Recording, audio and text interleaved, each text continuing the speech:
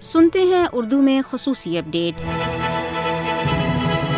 بھارت کے غیر قانونی زیر قبضہ جموں کشمیر کی تاریخ کپواڑہ قتل عام جیسے سانحات سے بھری پڑی ہے۔ 1994 میں آج ہی کے دن 27 کشمیریوں کو بے رحمی سے گولی مار کر شہید کر دیا گیا تھا۔ کپواڑہ قتل عام بھارتی فوجیوں نے 26 جنوری کو بھارت کے نام نہاد یوم جمہوریہ کے موقع پر ہڑتال کرنے پر کشمیریوں کو سزا دینے کے لیے کیا تھا۔ 28 برس کا طویل عرصہ گزر جانے کے باوجود کپواڑہ قتل عام کے متاثرین نہ صرف انصاف سے محروم ہیں بلکہ اس خون ریزی میں ملوث بھارتی فوجیوں کو آج تک سزا بھی نہیں دی گئی۔ کپواڑہ قتل عام بھارتی فوجیوں کے مجرمانہ چہرے کی یاد دہانی کرواتا ہے۔ بھارت کشمیریوں کی نسل کشی کر رہا ہے جس کا مقصد مقبوضہ علاقے کے آبادیاتی تناسب کو تبدیل کرنا ہے۔ بھارت کپواڑہ جیسے قتل عام کے ذریعے کشمیریوں کو خوفزدہ نہیں کر سکتا۔ عالمی برادری کو مقبوضہ کشمیر میں بھارتی فوجیوں کے ہاتھوں قتل عام کے واقعات کی تحقیقات کرنی اور کشمیریوں کی نسل کشی روکنے کے لیے آگے آنا چاہیے۔ بھارت پاکستان اور جموں کشمیر کی تحریک آزادی کو بدنام کرنے کے لیے ریاستی سرپرستی میں ایک اور دہشت گرد حملے کی بھی منصوبہ بندی کر رہا ہے۔ بھارتی حکومت کی پوری کوشش ہے کہ فالس فلیگ آپریشن کے ذریعے کشمیریوں کی جدوجہد آزادی کو دہشت گردی سے جوڑا جا سکے۔ بھارت کی اپنے مذموم عزائم کے حصول کے لیے فالس فلیگ آپریشنز کی ایک تاریخ ہے جن میں بھارت کسی بھی ٹھوس ثبوت کے بغیر پاکستان کو ملوث کرنے کی کوششیں کرتا رہا ہے۔ سمجھوتہ ایکسپریس دھماکہ، پٹھان کوٹ، اڑی اور جموں ایئر بیس حملے ماضی میں بھارت کی طرف سے کیے گئے فالس فلیگ آپریشنز میں سے چند ایک ہیں۔